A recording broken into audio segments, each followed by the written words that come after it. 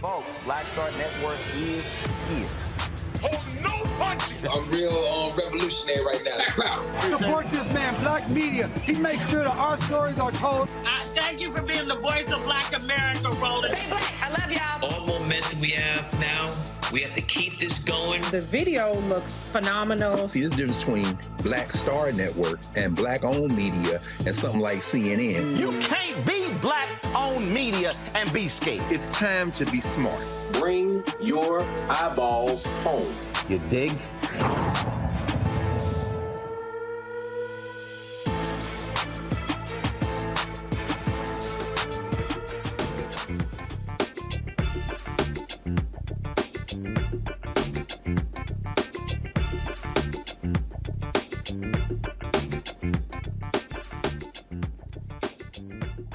Hey, folks, today is Thursday, December 1st, 2022. Coming up on Roland Martin Unfiltered, streaming live on the Black Star Network. We live in Georgia, where there's only 1 day left early voting.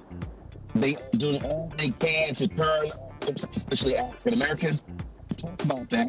The Unity Prayer Breakfast today in Georgia, where Senator Raphael Warnock to the package indicator.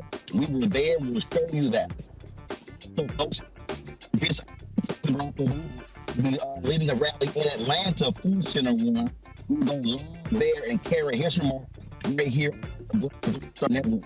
The Supreme Court has agreed to make a decision on whether or not President Joe Biden can give student loans. We'll give you the update on that. So, a delay in the ruling regarding the Black Creeks in Oklahoma. We were there last night. We will tell you about that as well. And plus, the road to the SWAC championship, General Motors continues. We'll talk to the student government leader at Southern University about how students are feeling about their school playing Jackson State on Saturday in Jackson, Mississippi. It is time to bring the Roland Martin Unfiltered, the Black Star Network. Let's go. He's got it. Whatever the biz, he's on it. Whatever it is, he's got the scoop, the fact, the find. And when it breaks, he's right on time and it's rolling. Best believe he's knowing. Putting it down from sports to news to politics. With entertainment just for kicks, he's rolling. It's on go, y'all. It's Roland Martin, yeah. Rolling with Roland now. He's funk, he's fresh, he's real, the best, you know he's Roland Martin now.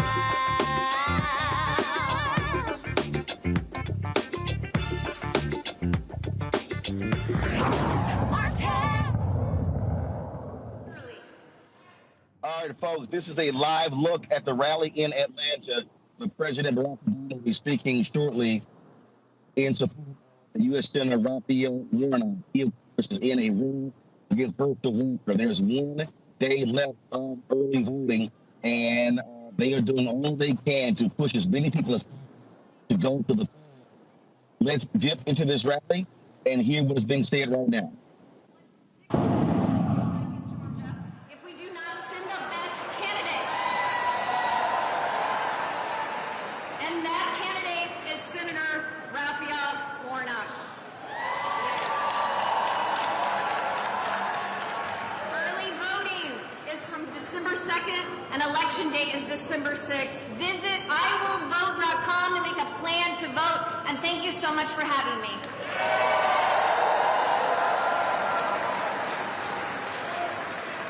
Please welcome Abubakar Sadiq King.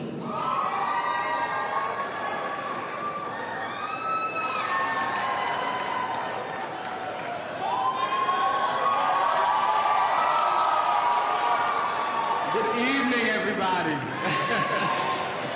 My name is Abubakar Sadiq King, or some of you may know me as Sid King. I'm a 21-year-old political science and marketing student at the illustrious Morehouse College. My family, both my mom and my dad's side, are from Sierra Leone, West Africa. And my siblings and I are first generations, born and raised in this sweet peach state of Georgia. You know, I just want this to be an honest conversation, a safe space for us to determine what this state and country's people need together, to make sure that we elect the most qualified and capable candidate to Senate.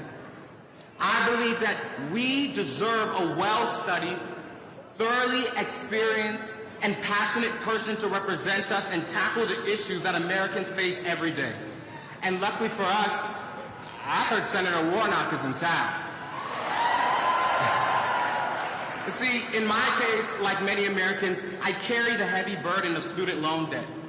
I got my student loan relief program approval literally the same day I got invited to speak here, and I couldn't help but think, would I even be having that if it wasn't for someone like Reverend Warnock sitting in that seat in Senate, fighting for students like myself? I also was in the hospital. I was sick for 2 weeks in the hospital. You know how expensive those bills are. You know, I was able to be relieved because of people like Raphael Warnock sitting inside of our Senate and making sure that we are being helped medically, financially, that are showing up for us and taking care of the people. I have a mother, I have a sister, I have a niece, aunts, and cousins I would do anything for. I love them, I learn from them, and mostly I protect them. And I've heard some things about the other candidate that makes me wonder how he would treat every single one of us if he feels comfortable treating his own family like that. Senator Warnock, however, is a well-rounded Morehouse man, an honest man of God, and a proactive thought leader. Although I don't have to tell you that, because you already sensed it when you voted for him and made him the first black African-American to be elected to Senate in Georgia.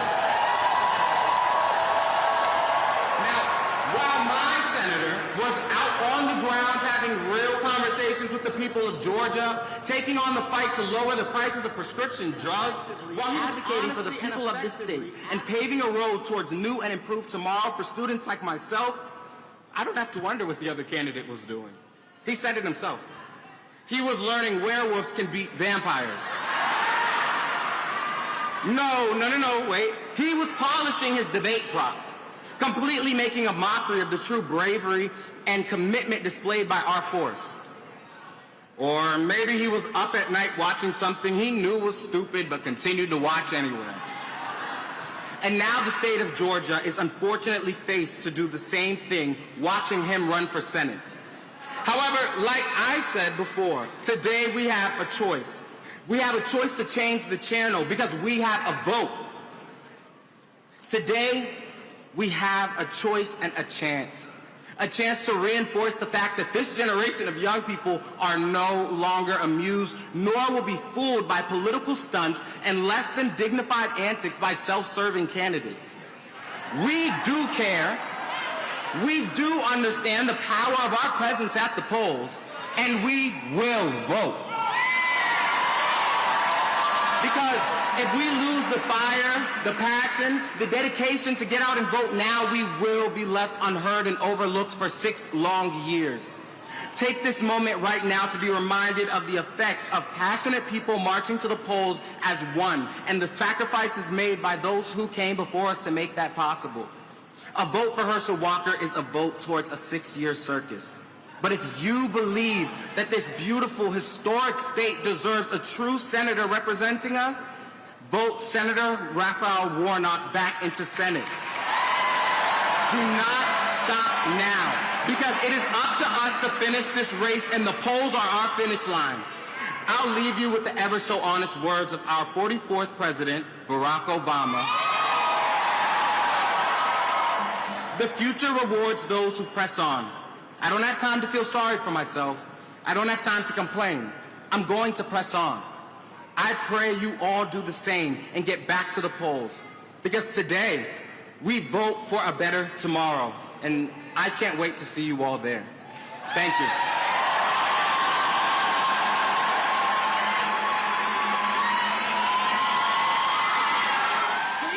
Folks, we're going to continue to monitor this particular event. So when Senator Warnock comes, 1.1 million have been passed here in we land during Constitution. Glad to have you.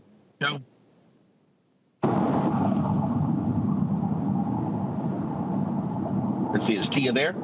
There we go. I'm having a hard time hearing you, though. All right, Tia, can you hear me now? That's better. All right, give us a sense of, again, the folks who don't realize, just the enthusiasm, the number of people casting back early. One more day left, it's already 1.2 million. Yes, there is a lot of enthusiasm around this runoff. You know, part of the reason why we're seeing such record turnout, of course, is because the runoff window was condensed, which means there are fewer days for people to vote early in person. So as a result, we're seeing very robust turnout in the limited days that are available. But it does show that voters, you know, are still very engaged in this runoff. They know that there is still a lot at stake for both parties. They are very invested in wanting their candidate to win, and that has resulted in big turnout. But unfortunately, it's also resulted in some long lines at polling places all week. As you noted, there's one more day of early voting on Friday. Have we seen any idea in terms of where these from Democrats? Any idea? So I think what you asked was, you know, where the turnout is, if it's Democratic or Republican leaning. And I will tell you, both parties say that there are things in the early voting turnout that they're encouraged by. You know, Republicans noted that some of the counties with the highest percentage of turnout, just percentage-wise, were Republican-leaning counties, but they were smaller counties population-wise. So some of the bigger counties that have had the biggest turnout in raw voter numbers are those Democratic-leaning counties. Again, Democrats were very fired up because of that whole debate over whether early voting on the Saturday after Thanksgiving would be allowed. Republican officials that control the elections in Georgia said it wouldn't be allowed, but Democrats and Warnock's campaign sued. They were successful in the courts. And so when that early voting, it was still an option, both Saturday and Sunday, it was optional. So there were Republican-leaning and Democratic counties that took advantage of that early voting, but it seemed that the early voting overall benefited Democrats more. Those Democratic-leaning counties have the larger population and had more of an advantage, especially on the weekend. And one of the things here that we are seeing here, we've been since Monday again, and it is a lot of enthusiasm, but it's also the grassroots group really, beating the door to make sure that people know what's going on. It's not just the campaign. Yeah. So you mentioned grassroots, and we're seeing that, again, both parties are very invested. So on the Republican side, for example, Governor Kemp, who we know won his election outright after the general election, he lent his kind of door-knocking, organizing campaign to Herschel Walker. Mitch McConnell's apparatus is paying for it, but it's Kemp's on-the-ground operation. And then on the Democratic side, Warnock has a lot more money that he has raised, so he has a lot more money to spend. He has a very robust on-the-ground operation. But we see all these grassroots organizations, Black Voters Matter, the New Georgia Project. There are organizations specifically speaking to the AAPI community, the Michelle Obama's Get Out the Vote campaign, which again is nonpartisan, but we're seeing so many organizations working to get people to the polls, make sure that if the lines are long, there are resources there to keep people engaged. They're knocking on doors, they're sending the text messages, they're doing everything to try to turn out as many people as possible. Well, I'll tell you, we saw it yesterday where one of the groups, Georgia Stand Up, they had the food trucks, they had the snacks, and water across the street from the voting location. They were circumventing that new Georgia law that said you couldn't hand out stuff to folks in line, but they were actually doing their part. And so we're seeing folks, and a lot of people will say, well, because of the natural turnout you see, you can't call it voter suppression. The voter suppression is not turnout. It's making it harder for folks to vote. People are still jumping over those hurdles.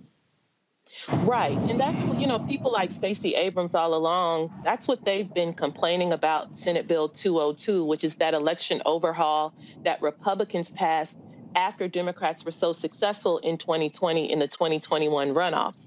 And this is a consequence that those who oppose Senate Bill 202 said would happen. Again, a shorter runoff window just by design means fewer early voting days, which means that those who want to early vote are going to be compressed.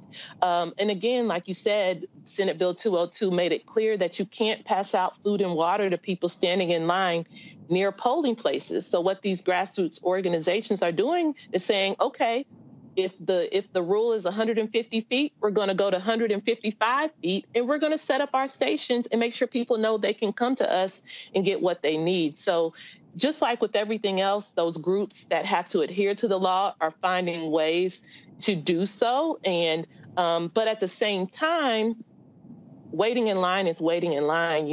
Anecdotally, we are hearing that it is difficult at times. If someone is going on their lunch break and they only have an hour and the line is 2 hours long, then that means they have to leave and come back. And if the race is close, then those types of barriers, if there are enough people who say those barriers kept them from voting, that could be enough people to swing a close race. And that's always been the concern about Senate Bill 202. All right, Tia Mitchell, surely appreciate it. Thanks a lot for joining us. Thank you.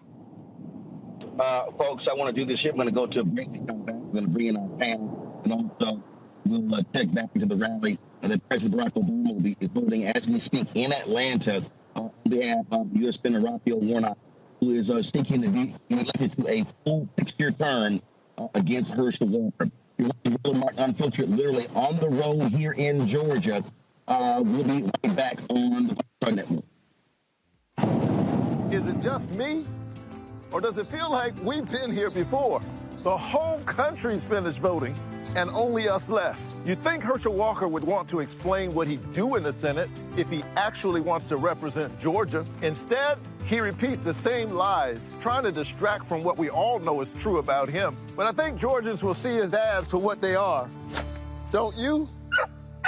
I'm Raphael Warnock, and yes, we're doing this again. That's why I approve this message. On the next Get Wealthy with me, Deborah Owens, America's Wealth Coach, inflation is on the rise. Interest rates are high. Can you still thrive during these uncertain times? On the next Get Wealthy, you're gonna meet a woman who's done just that, living proof of what you need to do to flourish during these uncertain times. These are times where you take advantage of what's going on.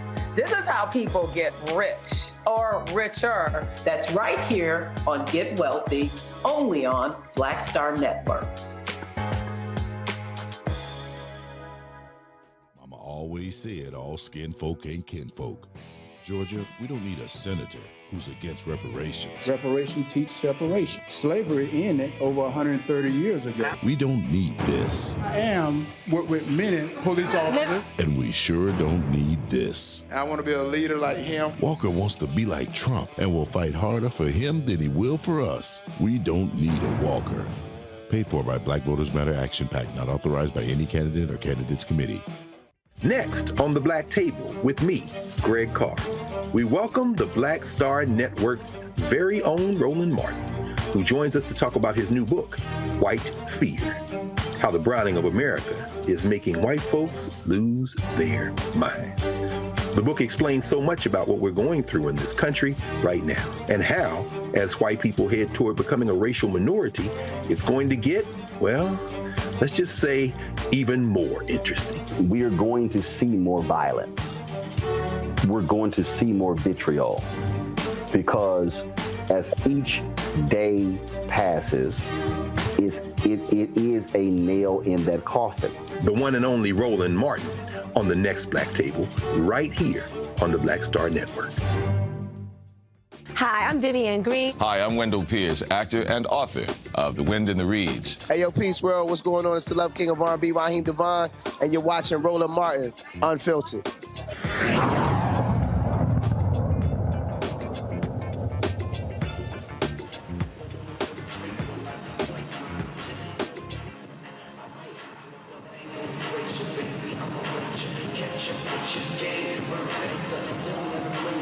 Literally on the road here in Georgia. We're on the road here in Georgia, where it is 1 day left of early voting. That's tomorrow. And then election day is Tuesday, December 6th. This is a split screen thing rally that President Barack Obama is holding in Atlanta for Raphael Warnock. We'll go back to that rally when the next speaker comes up. I want to bring on my panel right now, Erica Savage, founder of the Reframe Brain, Reese Colbert, founder of Black Women Views, Dr. Greg Carr, Department of Afro-American Studies at Howard University.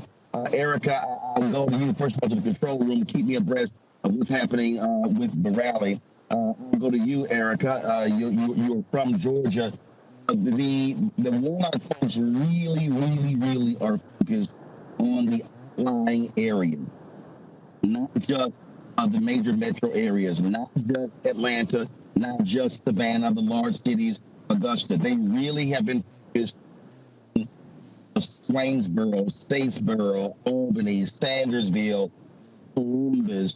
We can go on and on. Because what we saw in the general election, we saw black turnout in a lot of those places. Again, Sandersville is an example. Black turnout was 48%. They really want to get those places where you have, 20, 25,000 people to be able to bump those margins up. Absolutely. And I just want to say thank you again, Roland, for being on the road. Everybody that's there with the Robo-Mobile, you've definitely been to many counties in Georgia, my hometown of Albany, Georgia. And you are right, listening to the conversation that you and Tia were talking about this specific election. Georgia was doing the work of democracy before insurrectionists stormed the Capitol on January 6th. They were out in the runoff, and it's so exciting to see the reports. We look at the top of the week. We had 500,000 Georgians that voted in a runoff election. On Monday, the Secretary of State's office reported that over 300,000 Georgians had voted on that day, breaking Georgia's record before, which was like 233,000 early voting in one day. So you think about all of the students that are home for the holidays. They were out working with those groups that you and Tia talked about, those local groups like 9 to 5, New Georgia Project, y'all mentioned. Black Voters Matter has been saturated throughout the state of Georgia for quite some time. So all of those efforts, the things that we've been talking about on Roland Martin Unfiltered, the work that you have been doing in person, yourself on the ground, many, many days, months, and weeks out of the year, the fruit of that effort is what we're seeing in the Senate runoff that was triggered because neither of the candidates got over the 50% margin. So I just want to say that this is really the way that we have to keep this pretty much going forward. As the young man said for Morehouse, Gen Z has really engaged this vote.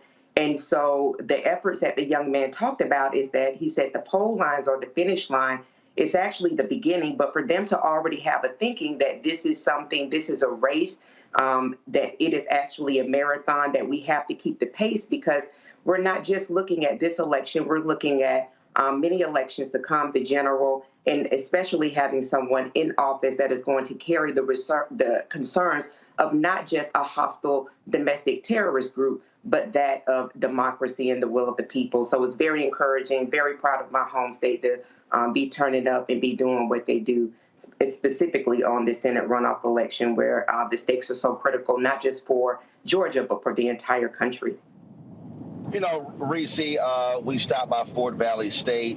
Warnock has been to Kennesaw State, Georgia State, obviously, the HBCU. And when you talk about critical those young voters are, I saw a story 2 days ago. 75% voters under 30 in Texas did not vote in the last campaign. And that was just an astounding number. And the thing that we keep talking about here, candidates and campaigns are going to have to figure out how to directly engage voters like that, because that's really how you're going to be able to win in these races. Because you have to be able to reach the folks who say, hey, I don't really see these issues being important, but get them to understand this part of the process. But you got to talk to them in a way to reel them in. And I think that's one of the things that's also important over the next several days. The Warnock campaign, they're going to be dispatching a lot of artists all across the state, holding concerts in multiple cities. And not only Friday, Saturday, Sunday, but there are multiple concerts happening on Monday as well. I mean, they are pulling all the stuff out because at the end of the day, Tuesday, that's it. There's no more campaigning. It's all about voting. Yeah, absolutely. I mean, the key for Democrats is capacity and maximizing the capacity of their voters. When 75% of voters or 25% of voters stay home, then Democrats are going to have a lot of ground to make up. It's an uphill battle. And I've seen in polling where Raphael Warnock, Senator Warnock, is strongest with people under 50. But when you look at what the Republicans are promising to do, just yesterday, I think it was Senator Thune said that the Republicans in the Senate are going to try to use the debt ceiling as a manner of cutting Social Security and Medicare. These are issues that are extremely important to seniors. And so what is not clicking for some reason is that with Republicans in power, and Herschel Walker is a rubber stamp on the Republican agenda, seniors are particularly vulnerable here. And so I think that for the older population, they really need to be hammering home things like healthcare, things like insulin, that Senator Warnock has really championed to bring the cost down, as well as other prescriptions benefits being prescription out of cost being limited to $2,000. And so there's that part. Reese, hold tight 1 second. Hold on 1 second. There's a live shot here of Senator Warnock, who is now speaking at the podium. Let's go to Atlanta. In this way, tonight, on the 67th anniversary of a day when Rosa Parks sat down.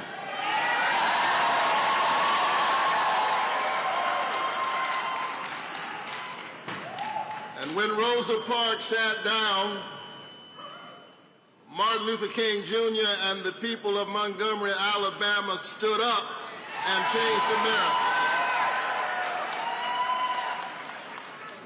I want you to think about that as we ask you to vote. Because the people of Montgomery stood together for some 381 days, and by some stroke of destiny mingled with human fortitude and determination, they bent the arc a little bit closer to justice.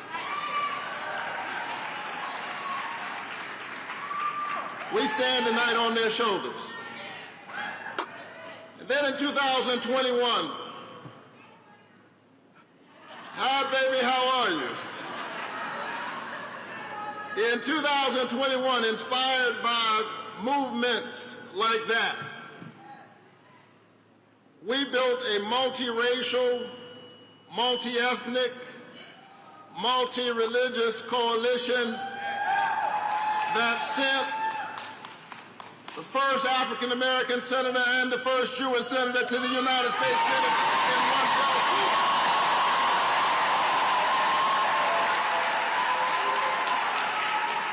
And then you stood up again during this last general election. And on November 8th, you made sure my campaign finished first.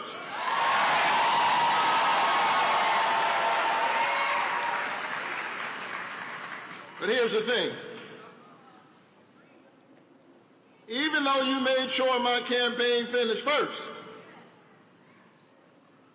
that doesn't matter if you don't dig even deeper, work even harder, build a movement that's even stronger, and deliver the victory for the people of Georgia on December 6th. Are you ready to win this election?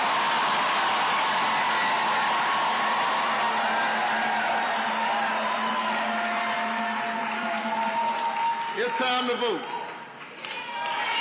It's time to vote. Listen, I'm inspired by this strong early vote turnout. I am. But I don't want us to be lulled to sleep. The other side is already playing games. Have you thought about it? We saw record voter turnout last weekend, but don't forget what we had to do just so that could happen.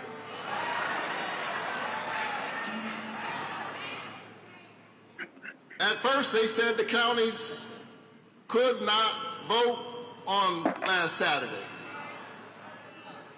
They said that the law would not allow it.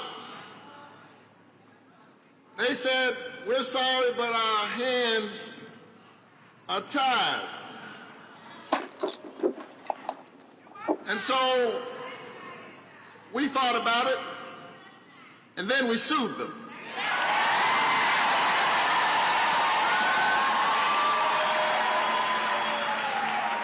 And we won.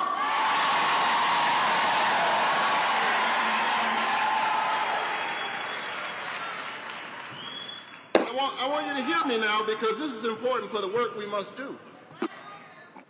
I need you to understand how determined the opposition is. Remember, they said their hands were tied. We sued them, and the judge untied their hands.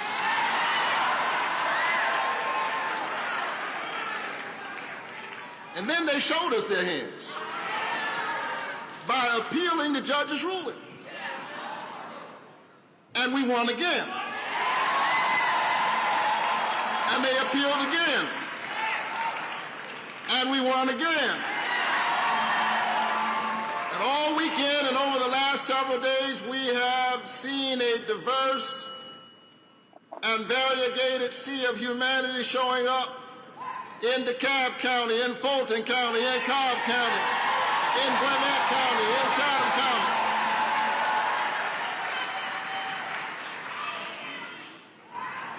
And we've got to keep on showing up. We've got to keep on voting.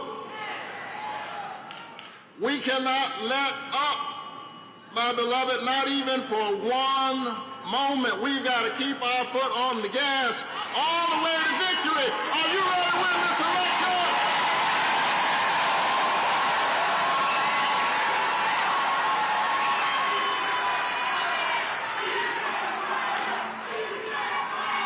So, as I ask you to vote, I want you to remember what your vote did the last time. Because you showed up the last time. We passed the single largest tax cut for middle and working class families in American history. It's called the Expanded Child Tax Credit. Because you showed up the last time. We invested in our veterans' benefits because those who fight for us shouldn't have to fight with us to get the benefits they deserve.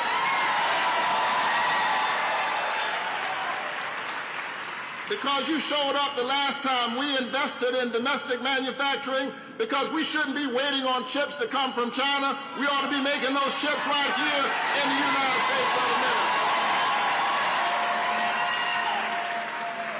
Because you showed up the last time, we capped the cost of insulin and capped the cost of prescription drugs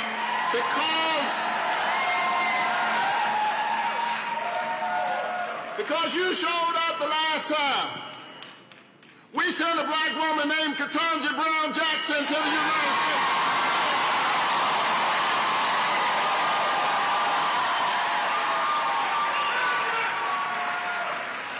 Georgia, I need you to do it one more time.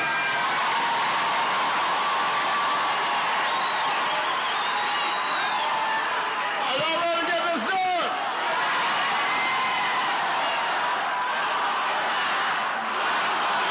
Yeah.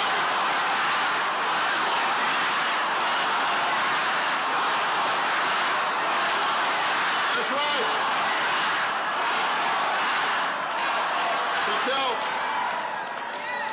Tell your neighbors and tell your friends who have not already voted. Tell them that a vote is a kind of prayer for the world we desire for ourselves and for our children. Tell them that your vote is your voice. And your voice is your human dignity. That's right, vote Warnock.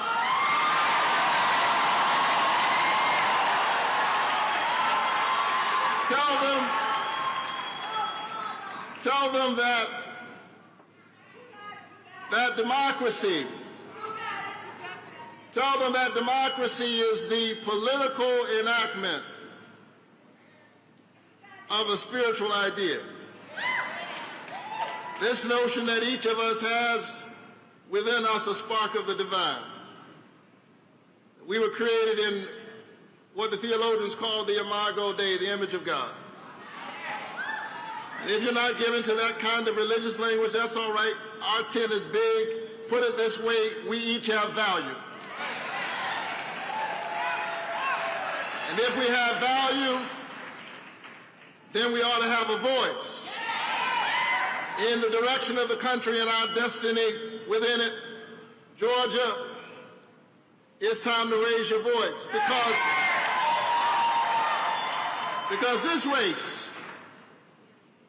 this race is about character and competence.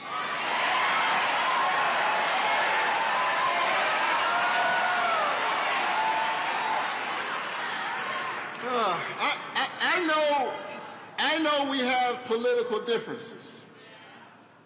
That's part of what makes this country a great country. But let me tell you, in my race,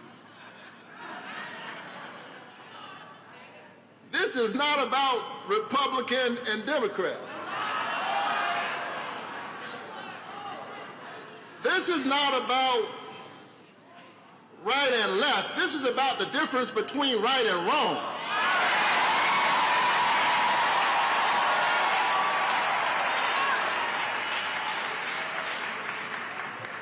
I love this state, and I love you. I I love this state, and I believe in my bones. I believe in my soul that Georgians, Republicans and Democrats, if we're honest, I believe in my soul that Georgia knows that Georgia is better than Herschel Walker.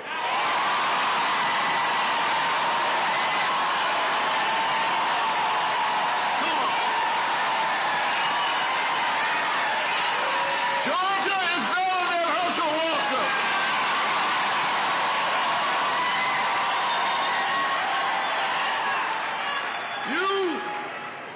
You deserve a senator who cares enough about the people to actually know the issues. You deserve a senator who will tell you the truth. You deserve a senator who actually lives in Georgia.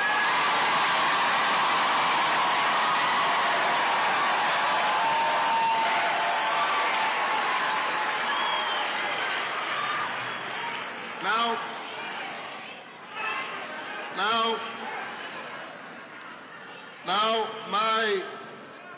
my 84-year-old mother would tell me to be kind. And I don't mind giving credit where credit is due. Herschel Walker was an amazing athlete, an amazing football player, who created a lot of energy at the University of Georgia. He was an amazing running back. And come next Tuesday, we're going to send him running back to Texas. Are you ready to win this election?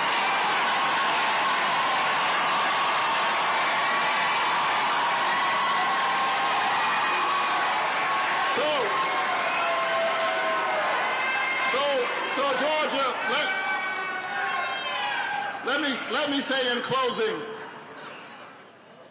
and nobody believes a Baptist preacher when he says in closing, let me say in closing that you must know that I want to work for you. I clearly want this job, not for me, but because it gives me a chance to continue my life project of public service in a new way. Here's why you know I want this job. This is the 5th time my name has been on the ballot in less than 2 years for the same doggone job.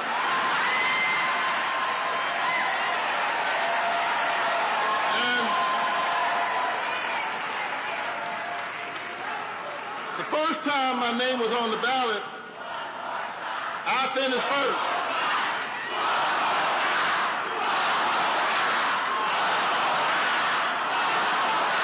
Georgia, help me to do it one more time. Let's win the future for all of our children.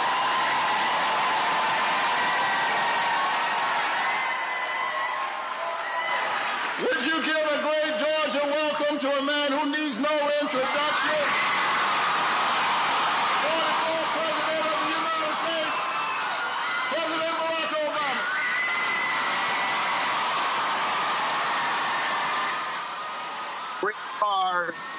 You can tell right there the big difference between a Raphael Warnock and a Herschel Walker. Absolutely. And I know we're about to hear from the 44th president. Herschel Jr. Walker is an embarrassment to the country and to himself. But at the end there, and I know we're going to listen to President Obama, so I'll just end with this for now. What we just saw was Warnock tapping into that true preacher tradition. He did the job right there. That shade was exquisite. I'm sure Obama, everybody loves hearing Obama. We're going to hear him now. But what you just heard, whatever Obama's going to say, in contrast, the preacher just left the podium. And he just sealed the deal without calling that man anything. You send your ass running back to Texas, bro. And he used his mama to do it. That was beautiful. Let's go back to the rally. Georgia, here's President Barack Obama. you get a buy one, get one free deal on elections this year. But I'm here today for the same reason that I was here the last time. To ask you to vote one more time for my friend and your outstanding senator, Raphael Warnock.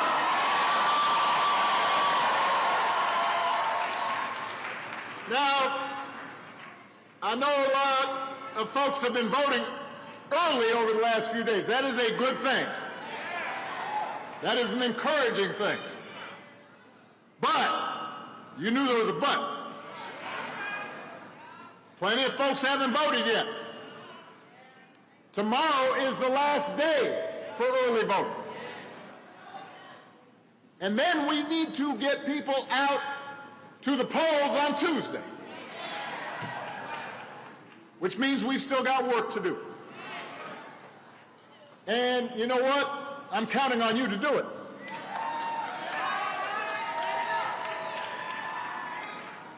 A lot of you may be feeling pretty good because a few weeks ago, people turned out to vote, and as a result, Democrats still have control of the Senate.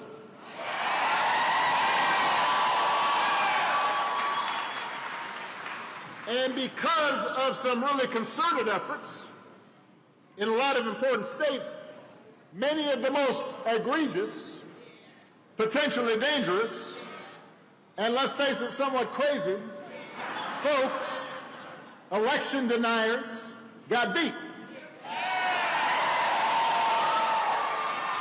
That's the good news. It turns out that most Americans prefer leaders who want to bring people together to solve real problems, as opposed to conspiracy theorists and fear-mongers. That makes me somewhat optimistic. It's good to know that folks would prefer normal to Looney Tunes. That's a good thing. But, and you knew there was a but, I'm here to tell you that we can't let up. I'm here to tell you we can't tune out. We can't be complacent. We have to run through the tape. And that means all of us doing our part to make sure that Raphael Warnock goes back to being the United States Senator from the great state of Georgia.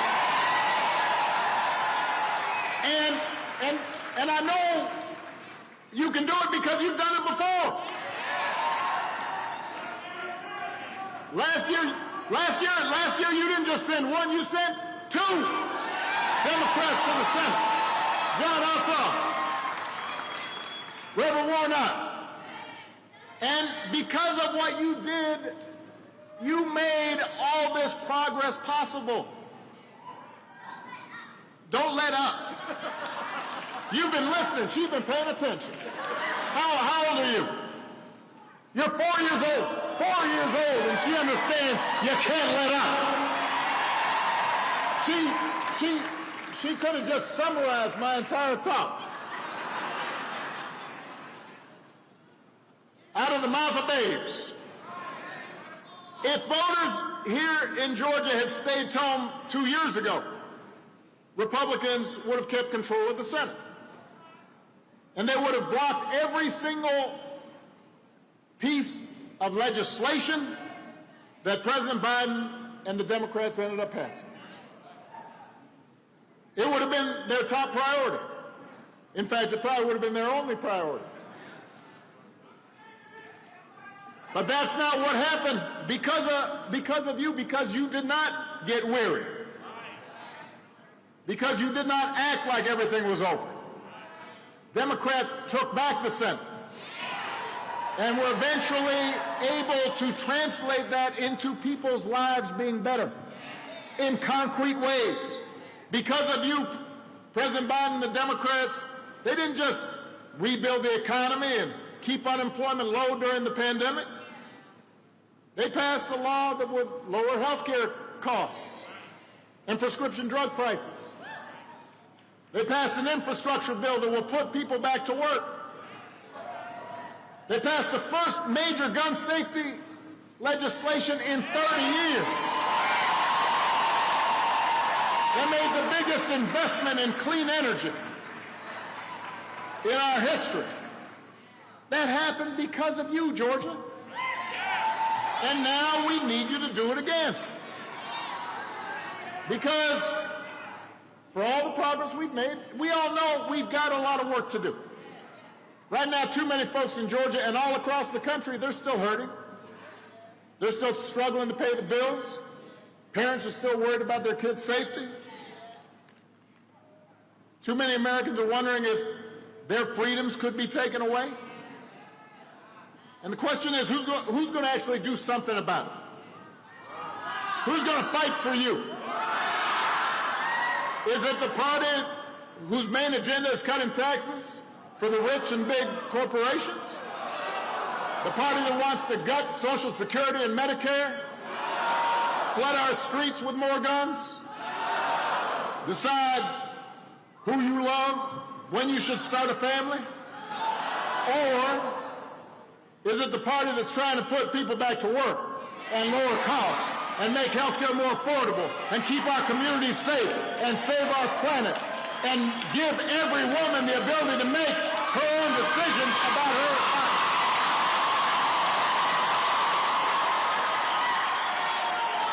That's the choice in this election. That's what's at stake. And you know, the other side knows this. You heard what Raphael Warnock was talking about. They've spent millions of dollars here in Georgia over the past few weeks trying to get their folks to show up and get you to stay home. Because they know they don't have winning ideas, their strategy is to scare you and confuse you and bamboozle you, run the okey-doke on you, and make you believe that your vote does not matter. Am I right, Mayor? I am right. Here's the thing. That only works if you let it. You have the power to decide this election. You have the power to determine the course of this country. And if you work hard between now and Tuesday, if you get out to vote, but just as importantly, you get everybody that you know out to vote, then nobody's going to stop you. Go ahead. What's your name?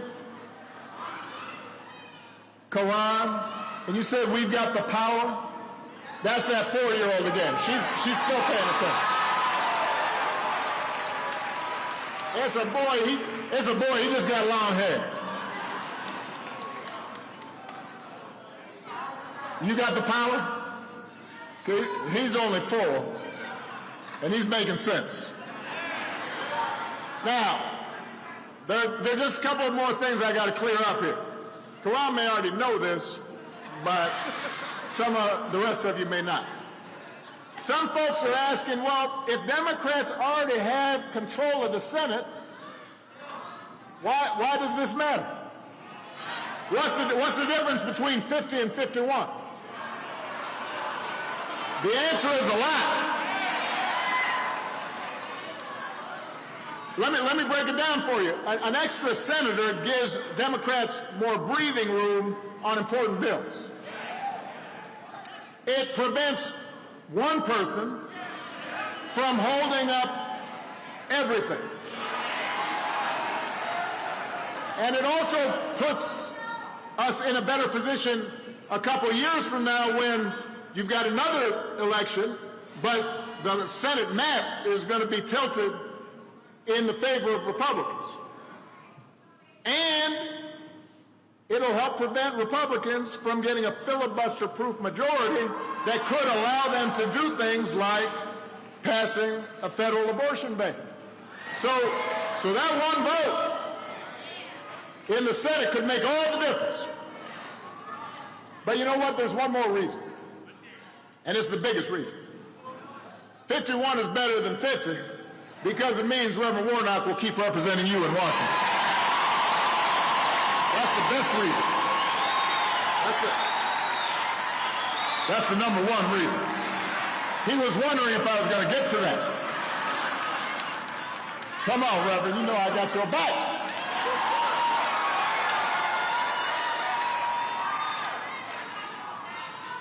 Let me talk about Warnock just a second.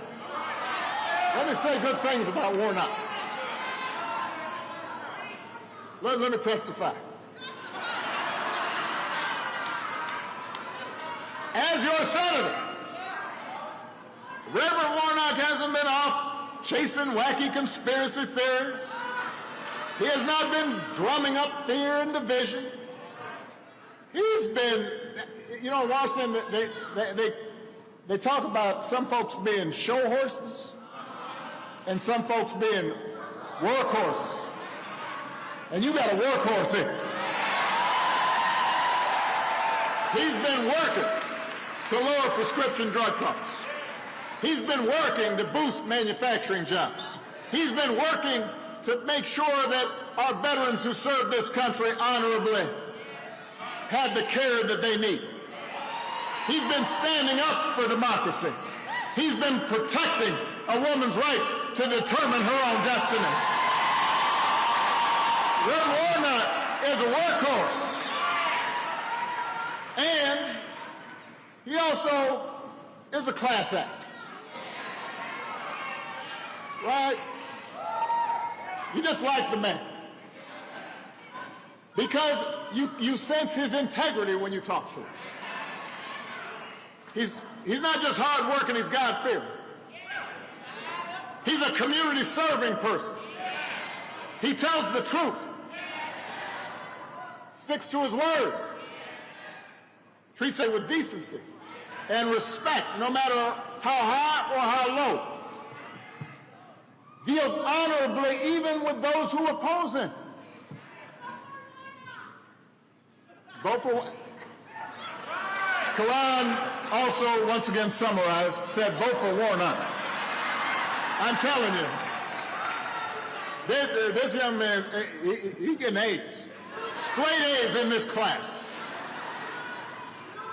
Now, on the other side, you got Mr. Walker. All right, don't boo now. Vote. I told y'all that. I told you the last time. Can't nobody hear you boo, but they can hear you vote. All right. So you got Mr. Walker. Look, I was here last time. I think I made clear my thoughts on Mr. Walker. I had to acknowledge, and you know, some of you, you know, everybody here has pretty good home training, right? And so, you know, you're always reticent if you don't have something nice to say about somebody. You don't say it. So I talked about what a good football player he had been. But I also had to acknowledge that I did not think he had either the competence, the character, the track record of service that would justify him representing Georgia in the United States Senate. Now, if you had forgotten what I said the last time, it's okay, because you just have to wait a minute. He reminds you every time he opens his mouth. I mean, every day. Every day he comes up with something. Every day. Since the last time I was here, Mr. Walker has been talking about issues that are of great importance to the people of Georgia. Like whether it's better to be a vampire or a werewolf.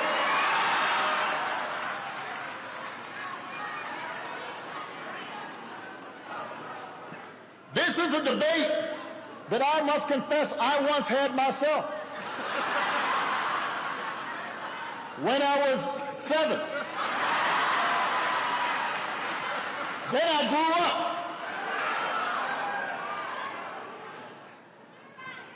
In case you're wondering, by the way, Mr. Walker decided he wanted to be a werewolf, which is great. As far as I'm concerned, he can be anything he wants to be, except for a United States Senator.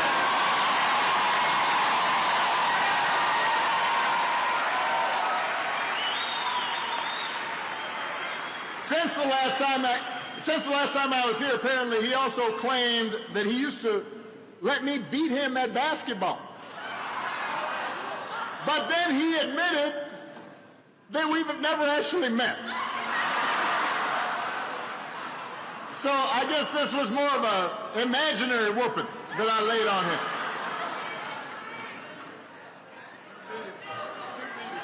Now, listen, this would be funny if he weren't running for Senate. We all know some folks in our lives who we don't wish them ill will. They say crazy stuff. We're all like, well, you know, Uncle Joe, you know what happened to him. You know, it's okay. They're part of the family, but you don't give them serious responsibilities. When you spend more time thinking about horror movie fantasies than you do thinking about the people you want to represent, that says something about your priorities. When again and again you serve up bald-faced lies, just make stuff up, that says something about the kind of person you are and the kind of leader you would be if you were in the United States Senate. So, Georgia, look, I'm not telling you something you don't know. You deserve a senator you can be proud of. Somebody who will talk straight to you. Somebody who will fight for you. Somebody who will garner respect in Washington. Somebody like Reverend Warnock, who's been doing it responsibly and conscientiously and effectively, not just in the Senate, not just in the last few years, but his entire adult life.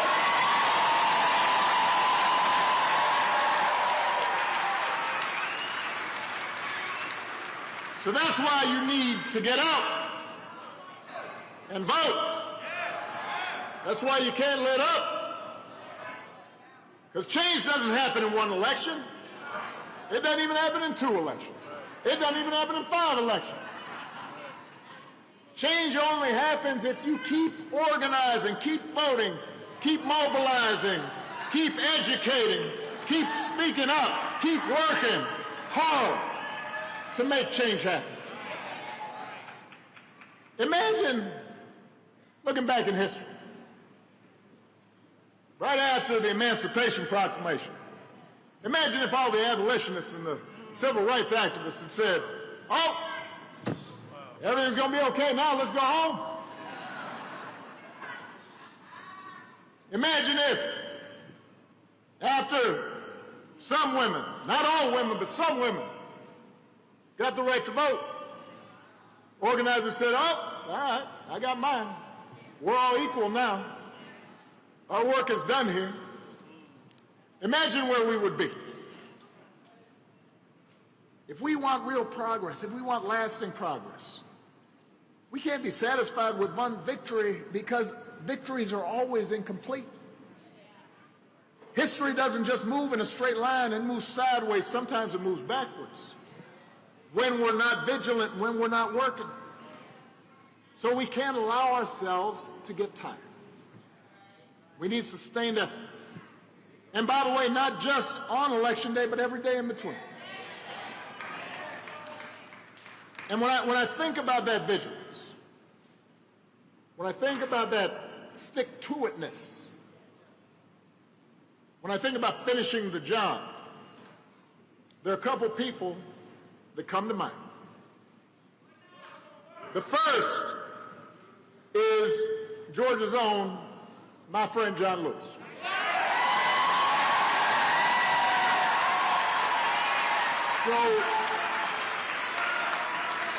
So he and other SNCC workers were my inspiration for going into public service. I was 2 years old when they were mobilizing. I was on the other side of the world, but they were my inspiration. Because armed with nothing more than a backpack and the truth, John Lewis helped lead a long march towards freedom. At the age of 23. And so I had a chance to meet my hero when I was in law school. I was at that point 26, 27. And when I met him, he was everything I had hoped he would be. He was humble, and he was kind, and he was generous. And he took a long moment to talk to me and encourage me. Despite all that he had accomplished, he had no airs about it. But what struck me most about John was not his incredible heroism as a young man, but it's how he kept on marching and protesting. Even after he was elected to Congress, he's getting arrested in front of the South African embassy. He kept standing up for what was right.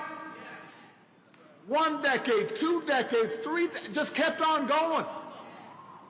Even when his cause was unpopular. Even when the spotlight had moved off him. In fact, the last time I saw John was at a virtual town hall that our foundation had organized in the wake of the George Floyd murder. And it was about a month before he passed.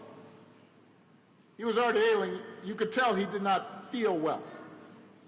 But he considered it his duty to stand with a new generation of activists and to help guide them in a principled and inclusive way and remind them that although wrongs needed to be righted, that it needed to be righted with nonviolence and with love and empathy and compassion. Here he was a month before he was about to die, and he kept on going. So that's one person. The other person who comes to mind when I think about persistence is a woman named Ann Nixon Cooper. I talked about her in my first presidential election. You remember we had Grant Park, and I contacted us to let us know that she had voted for me at 106 years old. She had figured out, no, I'm going to cast this vote. And I spoke about just trying to imagine everything she had gone through, everything.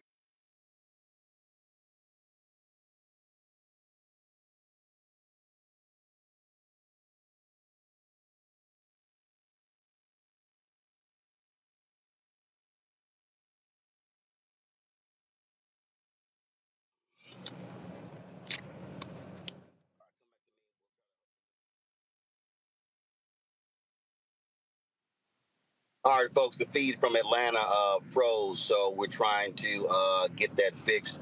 Erica, Reese, and Greg is still here.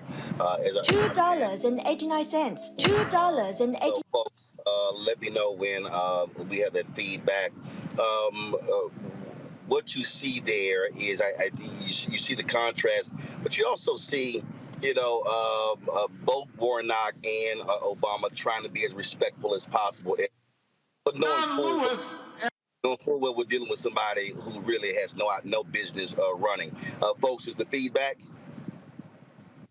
Okay, we'll go back to the feed. We'll come back to the panel. Go ahead.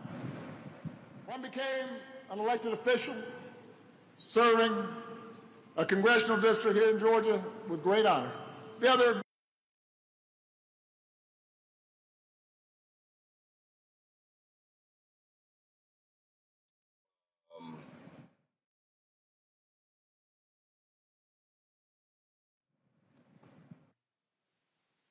So yes, we're still trying to get this straight. So Erica, it's clear that they know this man has no business representing Georgia United States Senate.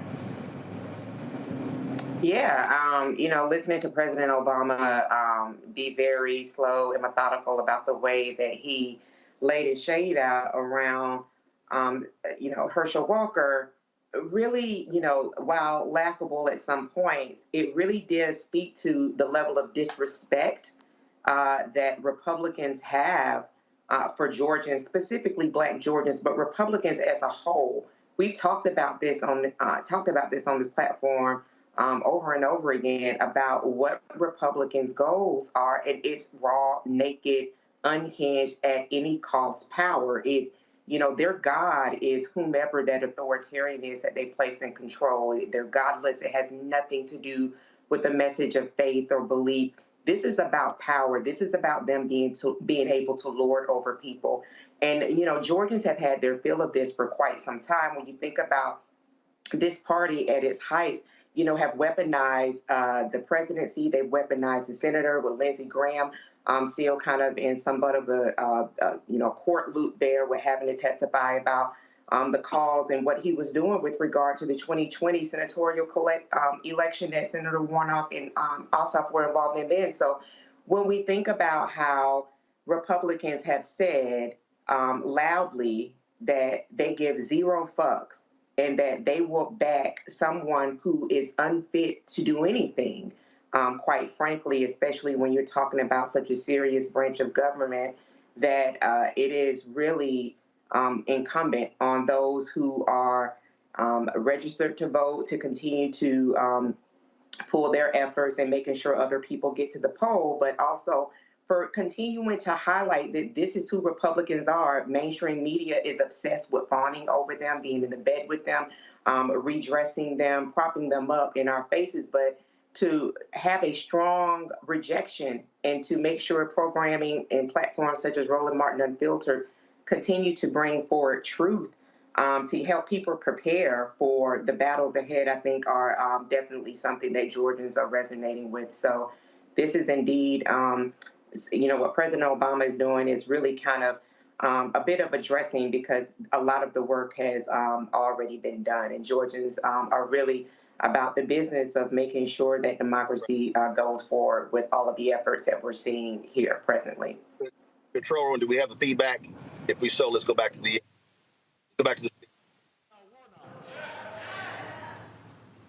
Not only will we keep Georgia and America on a path to a better future, but we will be setting an example for a 4-year-old right here and laying a foundation for him to build on. And that 1-year-old over there, and I know I saw a 3-month-old here, they're watching right now to see if we're going to get tired. And I'm going to tell them right now, we're not going to be tired. We're going to bring it on home. Let's make this happen, Georgia. I love you. God bless you. Let's finish the job.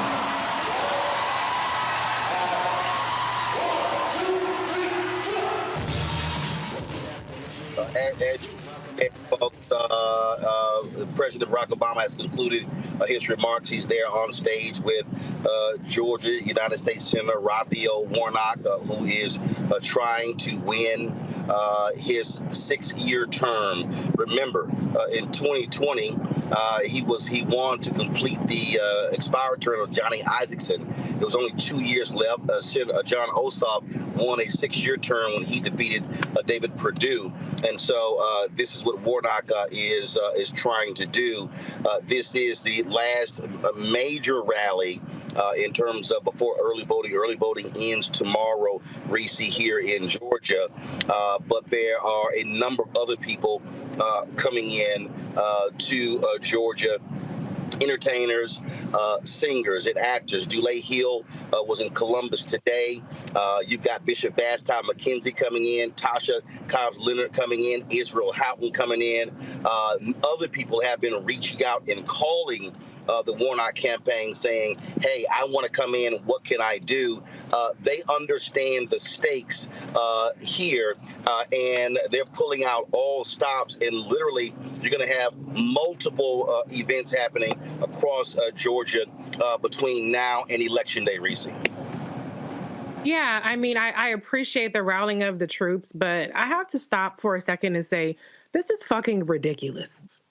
I think this is just fucking ridiculous that we have to beg and plead and pull out the stops this hard for an election that should be a landslide. We're talking about a distinguished senator, a pastor of Dr. King's church, against a serial violent abuser, alleged, okay, we'll say that, a serial abortionist, a pathological liar, a person who might possibly have brain damage. I'm not trying to be ableist with that, but he does not seem to have his faculties there, who waxes poetic about vampires and bulls and cows and werewolves and shit, and who's literally a walking stereotype of every disgraceful stereotype you have about Black men. Just because he won a Heisman, this motherfucker is in the running because he's Republican. This is really embarrassing. This is really gross. And this is really disgraceful and disheartening that we have to try this damn hard to even get Senator Warnock past the finish line. I mean, right now they're basically tied, 49-47. Thank God he is wiping the floor with Herschel Walker in the early vote, but in the same day, in the election day polling, Walker is leading. And so I go back to Erica's point earlier about pacing and making sure that we don't let up going into election day. If you voted to early, great. Take somebody to the polls on election day. You know, do some text banking, do some phone banking, because there is a lot at stake, not just even for the sake of what's going to happen in the Senate, but for just the sake of Black people not looking like fucking idiots every time Herschel Walker is representing us in the damn U.S. Senate. I mean, a 4-year-old has more sense than Herschel Walker does. And I'll just say this. God forbid this motherfucker wins. All I have to say is I don't want to hear shit policing anything about any other Black person. I don't want to hear nothing about bonnets. I don't want to hear nothing about how much I curse. I don't want to hear nothing about anything that Black people are doing anywhere else, because this motherfucker got in office despite being completely unfit and disgraced. But with that being said, please, for the 57th millionth time, y'all, vote. If you're voting already, thank you. If you haven't voted, please get your ass out there and vote. And please take 10 other people with you that are eligible. We don't need no damn voter fraud shit. But take people that are eligible to vote. And I know y'all out there, because only 50% of y'all voted in on election day on November 8th or whatever day it was. So please, people, vote so we can shut the hell up about this for at least 6 more years when it comes to Georgia. But here's the thing, Greg, and I certainly understand Reese's sentiment. But the reality is there are a significant number of people in this country who feel as if they have been left out, ignored, that their vote actually is a waste of time. This is one of the reasons why Reverend Dr. William Barber and others have talked about Democrats stop chasing voters in the suburbs, really go after those low-income, poor workers, speak to their interests, young voters as well. And it also shows you, and again, it's been driving me crazy going to these small towns. And when I start asking about the numbers, and then folks tell me 40% turnout and 45 and 47 and 48. Just the other day, Gary Chambers called me and we had a long conversation. And it was just abysmal talking about the low turnout of Black voters in Georgia. I still think about 2018 when we were in Mississippi with Mike Espy, an unbelievable candidate who loses to an absolute idiot, Cindy Hyde-Smith, by 65,000 votes. And there were more than 65,000 African Americans in Mississippi who did not vote. And even in the general election, you get a Black woman running for governor. You have an African American man in Warnock on the ballot for senator. And you're not seeing Black turnout in these places at 65, 70, 75, 80, 85%. And so it is disheartening. But I think at the same time, what it does is it causes us to say we have to reframe, re-examine how we are communicating with people in order to get them to understand how voting plays a role in the issues they care about. Absolutely. I mean, it really, when the autopsy of this funky settler state is written, and it may be written sooner than later, there are going to be whole pages devoted to what happens when people lose hope. As you said, Reese, this man is a victim. You didn't say that, I'm saying that. He's a victim of too many hits on the football field. By the way, Roland, the way you tore up Stephen A. Smith and them on First Take, kudos to that. I'm wondering why no one has asked Herschel Jr. Walker about his former employee that traded his ass for all the Cowboys that won the damn Super Bowls. Ain't nobody asked Herschel Walker about his former master, but at any rate, a victim of too many hits on the football field, a victim of an education system that reached down inside his brain and pulled it out and threw it somewhere in the trash, never to be recovered. And a victim of all these white nationalists who stand by him grinning as they are saying the N-word to all of us by actually campaigning for a man who every human being in the world, including that 4-year-old, that 1-year-old, and that damn 3-4-month-year-old sitting there looking at Obama, know shouldn't be anywhere near elective office, but should be receiving some of that health care that if he gets in the United States Senate, he will block for the very people who are going to pull that damn lever for him on Tuesday, who will have their limbs amputated because they won't get the insulin that will save their lives, who will not be able to take advantage of the same type of public programs from the federal government that their billionaire masters are taking advantage of.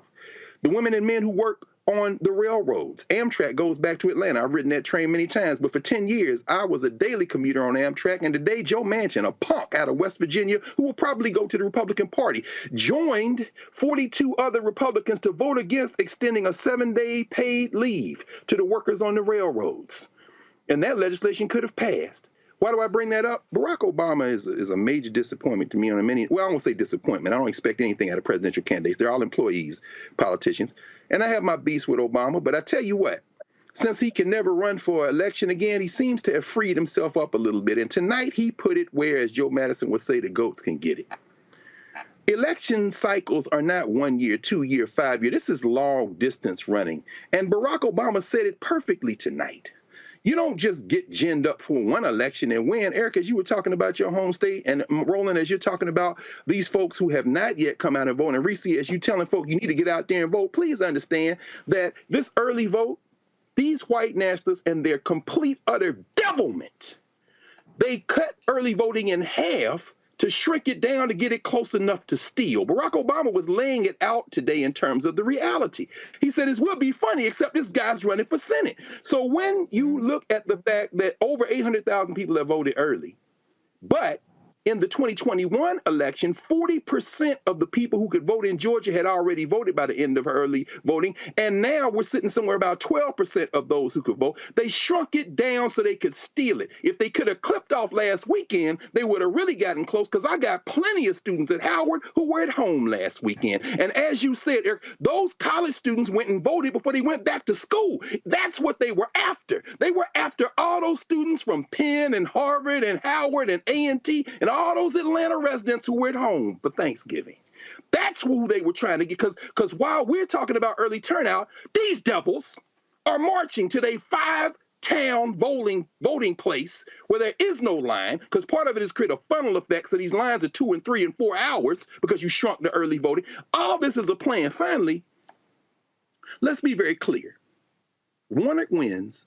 Joe Manchin, take your ass to a state where you are literally murdering your voters with your votes, and you go on and switch to the Republican Party. Kristen Sinema, you take your funky Toonie Loon ass back to Arizona and expect the primary from probably Ruben Gallego, because you've spent your last term in the United States Senate. See, if Warnock wins, Obama just laid it out. 51 is better than 50 for any number of reasons, one of which is they are playing for all the marbles to White Nationalist Party now, because they realize that if Warnock wins, you've just rendered Manchin irrelevant, and you've made Sinema wonder, does she want to try to keep a seat that she's going to lose anyway, and you might soften her ass up. Let's talk about the fact that Raphael Warnock entered his remarks today, not with John Lewis, and all respect to the ancestor, but with Rosa Macaulay Parks from Tuskegee, Alabama. When Rosa Parks sat down on that bus in 1955, she didn't sit so politicians could fly. She sat because she was the youth secretary of the NAACP. She sat because she had been trained at Highlander Folk School in Tennessee. She sat because that triggered a massive boycott And Roland, as you have sat and had conversations with Fred Gray, and that was only 67 years ago. Happy belated birthday by a day to your mom, Roland. She's 75, hit that diamond. Congratulations to her. At the same time, she was 8 years old when Rosa, representing a community, sat. And what happened then, what Warnock is really talking about, it wasn't just the fortitude to stay off the buses for a year. It was the fact that then, in June of 1956, after they had been off the buses for 6-7 months, Fred Gray goes into court and and argues Browder versus Gale. And Browder versus Gale, where you have 5 black women, including Claudette Colvin, sue in federal court because they didn't include Rosa Parks because that would have been a state issue and they wouldn't have been able to trigger the 14th Amendment. It took them to win Browder versus Gale, to empty into the Supreme Court affirming that decision. And then when they went back into court, Alabama tried to refile, and the Supreme Court said, no, this is what you call long distance running. We're not going to win this war in this funky place by thinking you can win with one election. But I tell you what, there are moments, and this is an inflection point. And when the autopsy of this funky place is written in 10, 20, 30, 150 years, one of the lines is going to be what happened at moments of inflection when you didn't do what was necessary to defend yourself. And God forbid if Herschel Jr. Walker runs his ass up in the United States Senate as an embarrassment to the whole concept of humanity, threatening women, forcing people to terminate pregnancies. Man don't even know his damn name. He wins, then we're going to have a different kind of conversation. I'm right with you, Reese. Don't come running then. Your running need to be to the poll on Tuesday. But I do want people to understand, and again, I'm a firm believer of, in terms of how you keep these things in perspective, we are actually having a conversation about re-electing African Americans statewide. I mean, I can literally remember having the conversations of the difficulty of black candidates even running statewide. I mean, I'm talking about, look, I turned 54 this month. I'm talking about, we were having this when Harvey Gantt ran against Jesse Helms for the United States Senate in North Carolina and came very close to beating him. And so here we are. And yeah, the numbers are not, you don't have a ton of folks, but the fact of the matter is, we are now seeing, because of demographic shifts, we are now seeing more African Americans on the state level elected statewide. These, obviously, U.S. Senate race. I still contend that, and I use the Harold Washington race as a perfect example, Erica. Congressman Harold Washington said to Lou Palmer and others, y'all got to get X number of people, I think it was 100,000, something along those lines, to register. They did it. And then he was like, damn, I got to run that. Because he said, he put a number out there. The thing that I remember the most was that when he ran, the percentage of black voters who turned out was extraordinary. It was upwards of 80% of all eligible black voters. And what I am suggesting is that, and I did this the other night when we were in Sandersville, they kept talking. I said, no, let's talk numbers. Let's talk numbers. I said, if there was a woman who said she had a list of 1,900 people who lived there who did not vote. And I said, you pull that list, that's almost 20% of the winning margin for Biden and Harris in 2020. And see, I think we have to be thinking like that. I just think that we have to reframe, redefine how we are having these conversations with people to connect with them. I just think the way it is being done right now is wrong. I fundamentally believe, Erica, all across this country, that there should be citizenship training classes. Churches should be saying every Saturday, 9 a.m. to 11 a.m., we're having citizenship training. I just think because we just got a lot of people who literally just don't fully understand how government works because they're not being taught. And so they're just like, you know what, I don't care about none of that stuff. I think that's a huge role in when you look at these numbers of folks who don't vote. Yet when we enlighten them and educate them, that could be the difference maker. Absolutely. When people are more educated, they're more empowered to make decisions. And we've seen this play very well on other sides. So, listen, I think that that's something that we have discussed here at length, at least on Roland Martin Unfiltered, all of us jointly together and separately. Throw the old playbook away. It does not work. We have talked about how to get out the vote, coming into Black communities, doing things at last minute. Going back to the ways in which at least I grew up. I'm 45 years old. I can definitely remember, going to church all day on Sundays and being in Sunday school and all of those things. So I was really raised in an environment of learning, and that's just how it always was growing up. So citizenship, watching C-SPAN, but even as a kid, if I didn't watch C-SPAN, we had public broadcasting television. And so there was a lot of that was baked into the programming that we watched as well, too. And then the conversations about current events, having newspapers delivered to our home. So fast forward to being in another day and time where information is consumed quite differently. There's still plenty of opportunity, particularly as we see all of these different generations that are represented in the world, that are represented in politics and in other different areas that are very important. I would urge people, Reese talked about, the legislation around the health legislation that's going to be important for seniors, the Medicare, how Republicans are really wanting to break Medicare, make it privatized, right? So that's an issue for seniors, but not only for seniors. As somebody, as you all know, I've been open about this, as someone who had a life-changing injury, Medicare comes into play then, right? So it's not just people who are seniors. We definitely want to fold that into the conversation because seniors definitely are a community and group that we care about, and also bring other people to the conversation to say, you may be 19, 20, 30 years old.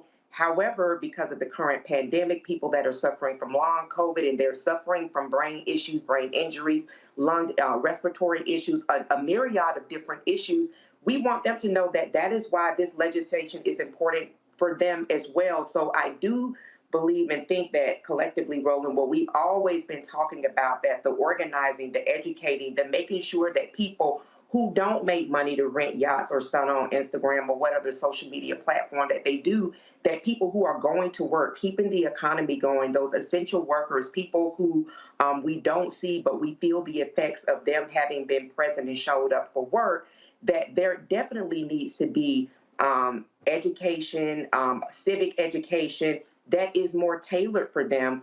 If they work 12-hour shifts, multi-generational household, this is an approach that needs to be taken because honestly, the only thing that Republicans are committed to doing is speeding up their racial, their radicalism, their domestic terrorist tactics that they're continuing to use. So to actually do some preventative work on the digital end and both talking to people in person of what you mentioned, Dr. Reverend Bishop Barber has been doing for quite some time, is going to be absolutely essential, critical, and necessary in maintaining any fragment of democracy. I think that, Reese, to this point, I really do believe that the work of organizations like Black Voters Matter is critical, but it's also why they have to get the funding also for people's campaign. Because what they are trying to do is they are trying to create 365-day-a-year organizations. I fundamentally believe that the mistake politically has been only focusing on the 3 months before the campaign. And it's like you're having a restarted engine where it has to be this continuous education, training, classes, building that slog. If anybody really takes the time to study the civil rights movement, what they will realize is it was tough. It was tough going Black of Jim Crow. And it wasn't until the Voting Rights Act had been passed and all of a sudden numbers exploded. And so this ain't easy work. And that's the key. Right. And I think, unfortunately, folks have only looked at it as, well, let's just get it going. You know, when it was election season, that's why even last year, I was saying to the Biden folk, the day after he got inaugurated, I'm like, y'all better be focused on 2022. Because getting people to understand that, I just think that's where we are right now. There is a roadmap, I do believe, to getting our numbers up. But it's going to require a lot of work, a lot of resources, and a lot of time. I completely agree. I mean, what we're seeing is there's a credibility gap when it comes to disillusioned and disaffected voters. And part of that is that there is an intentional campaign to disillusion people, particularly Black voters, when it comes to disinformation, when it comes to different chaos agent campaigns. I'm not going to name names, but y'all know what they are. And those people are much more relentless and much more consistent than when we see political messaging. You know, what people are exposed to is largely algorithm driven. It's largely driven by what they are interacting with. And so some of this political stuff doesn't necessarily get into their feeds as much. And that's why it requires additional efforts to find the relevancy in people's day-to-day lives. And so I get it. I mean, I was just in Florida and I was at this dive bar with a bunch of trailer park folks. And, you know, people missing teeth probably ain't got Medicare or Medicaid because they didn't expand Medicaid down there in Florida. And Ron DeSantis just won handily. And I was looking around and, I mean, maybe this sounds elitist to me, but I was like, I get it why these people, you know, don't feel like, let me vote for Charlie Crist and get some Medicaid so I can have some teeth in my mouth or my leg don't get amputated. They sitting up there enjoying their $3 beers, karaoke and singing Fleetwood Mac. And that's life for them. They ain't thinking about getting more than $7.25 an hour, et cetera, et cetera. So there's a large section of people who just getting by, who are, you know, they don't really see a connection between politics and improving their own life. If they can get their $5 Jägermeisters or $3 Coronas, they all set. That's a win for them on that day. And so what we have to do is connect the dots for people. That's not a campaign ad. That's not even a rally. And that's not a last minute situation. There has to be this constant engagement, not just from organizations, but from politicians themselves. Stop being afraid of Black media. Stop being afraid of giving somebody a soundbite that Republicans are going to run with. Come talk to your people and make yourselves known and your presence relevant to their lives. And you won't have as much work to do on election day getting people to the polls. That's right. Greg, again, I think for a lot of people, and I'm going to keep saying this until I'm blue in the face, that if you do not have sustained voter education, if you do not literally have classes connecting the dots and walking people through, then we're going to be having the same conversation. And we have to impress upon our people, because the numbers don't lie. Literally, if we take Black participation from 40, 45, 48% to 70%, we literally clean house. The numbers don't lie. No, you're right, Roland. I mean, you know, it's really disheartening. It's really disheartening thinking about the things that people, if they are aware of the relationship between voting for specific politicians and policies, the things that will improve their lives, the gap between that and the reality is disheartening. And Reese, you said this, and Erica as well. The playbook has to be thrown out. Rappers and entertainers having rallies, that's great. But people really aren't responding to that. What you said is absolutely the only way that you can engage in protracted struggle. There are no days off. And as Paul Robeson said, that there is no sheltered rear. So when you look at a Rosa Parks, for example, to go back to that, she was part of the NAACP. Edie Nixon and them organized 24 hours a day, 7 days a week. And when they formed, it wasn't the Montgomery bus boycott Committee. It was the Montgomery Improvement Association, which led to the Southern Christian Leadership Conference. And you had a strong network of black churches, black media, as you're always making us, black newspapers, not only in Birmingham, but the Atlanta Daily World when they moved SCLC headquarters in Atlanta. I mean, these black institutions kept this going, and it was 24/7, 52 weeks out of the year. Septima Clark and the Citizenship Education Program coming out of South Carolina, where she linked citizenship to literacy. And one of the first things they do is start working on reading the Constitution. Esau Jenkins from the Sea Islands joining her. And then when that gets brought into SCLC, and you've interviewed so many of these folk over the years talking about this, it is a 24/7 campaign. In Tuskegee, where Ms. Parks was from, I was just rereading Jesse Guzman's book on the Tuskegee Civic Association. One of the members of that association, many of these folk worked at Tuskegee, but many of them just rather rank and file black folk in Russell County and Tuskegee, around there, farmers. You know, that's where Dr. Gamillion, Charles Gamillion, came from, that filed the voting rights suit, Gamillion versus Lightfoot, that made it to the Supreme Court, that destroyed gerrymandering in the city of Tuskegee and laid the foundation for the 15th Amendment, standing up and saluting before the Voting Rights Act. But as you said, they didn't start that 2 weeks before, or 6 months before, or even a year before. This is long-distance running fighting. And you're absolutely right, Reese. I mean, these white nationalists, and you've said this many times, Roland, I know Adam Harris, our brother, has written about it at the Atlantic. The cruelty is the point. The damn railroads were about to be shut down because workers have been screaming bloody murder for years. I'm not just talking about the people that punch your ticket. I mean the people who are out there busting their ass right now in this cold so you can eat food and go to the grocery store so you can go. These people have been screaming bloody murder. It took the federal government intervening, and they brokered a contract, but they had a rider, a separate bill that said, will you please give us some paid leave? Only 6 days paid leave. Joe Manchin, you punk-ass piece of human, voted against it. I'm going to tell you, Joe Manchin voted against it, and you know who voted for it? You know who were among the 6 Republicans who voted for it today? Marco Dan Rubio, Josh Hawley, and Ted Cruz voted for it. They said you're screwing the working class, and guess who else voted for it? Bernie Sanders. See, some things are beyond. This is human decency.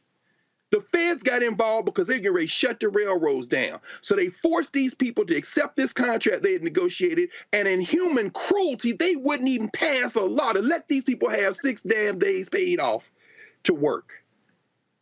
F the United States of America forever, as far as I'm concerned. Because, see, I'm the son of an enslaved person. When this shit go away, I won't shed a tear. I hope I live long enough to see it disintegrate. But if you don't understand that we are not fighting for America, we are fighting self-defense. Gary Chambers called you, brother. Louisiana, North Carolina, and Georgia saw the numbers of black voters in these election cycles over the last several years go down. We're not rallying for America. We're rallying for our self-defense. And there are enough of us, if we go out and do this one thing, there are enough of other people in this country that will join with us, and you won't have to live through a moment that when this thing falls apart and you say, now, here's another type of civic education. Can you shoot a gun? Can you fight the whole damn army and the police in every fucking state you got, in every city? Can you fight them all? Because that's the civic education you're going to need if you don't take this civic education seriously. Trust me. There is no alternative. I know my revolutionary friends will say they are. At me. We can talk all day and all night, baby, and I'll take you chapter and verse. Absolutely, folks. That is it for us. As I said, we are here in Georgia, literally on the road. We're at Fort Valley State, heading back to Atlanta right now. We will be, tomorrow's last day of early voting. We'll be in Georgia, visiting some early voting locations tomorrow. And then our team will be headed to Jackson, Mississippi, covering the SWAC championship, the pregame show, partnering with General Motors on Saturday morning. So we'll be broadcasting from there.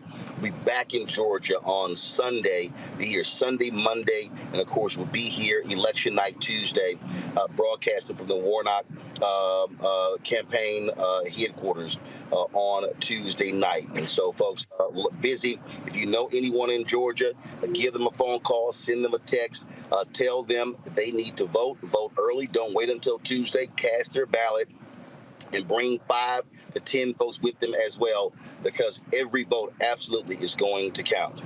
Erica, Reese, Greg, I certainly appreciate it. Thanks a bunch. Folks, we're supposed to have folks, we were supposed to have the Southern University student body president on, but the rally went over, and so we're going to try to get them on. It's a special time tomorrow. I'm going to be broadcasting tomorrow, y'all, at 4 p.m. So here's what's going on. I am one of the presenters at the Urban One Honors. They're taping the Urban One Honors at 6 p.m. So I will be actually live tomorrow on Roland Martin Unfiltered from 4 to 6, and of course we'll restream it later as well. But tomorrow I'm live from 4 p.m. Eastern to 6 p.m. Eastern tomorrow on Roland Martin Unfiltered, and then of course we'll be restreaming it because I'll be participating and presenting the award to Congresswoman Maxine Waters at the Urban One Honors, which will air on MLK Day on TV One. Folks, that is it. Don't forget, download the Black Star Network app, Apple phone, Android phone, Apple TV, Android TV, Roku, Amazon Fire TV, Xbox One, Samsung Smart TV. Also, please join our Bring the Funk fan club. You can support us. And first of all, everybody on YouTube, hit the like button right now. Okay, we should be at 1,000 likes before I sign off. Send your check-in money order to P.O. Box 57196, Washington, D.C. 20037-0196. The Cash App is $RM Unfiltered. PayPal is R Martin Unfiltered. Venmo is RM Unfiltered. Zelle is Roland at RolandSMartin.com. Roland at RolandMartinUnfiltered.com. And get your copy of my book, White Fear: How the Browning of America is Making White Folks Lose Their Minds. Available at Ben Bella Books, Amazon, Barnes & Noble, Indie Books, Bookshop, Chapters, Books A Million, and Target. You can also download your copy on Audible. You can order through your favorite Black bookstore as well. Folks, that's it. So appreciate it. Thank you so very much. I'll see you tomorrow. Holla!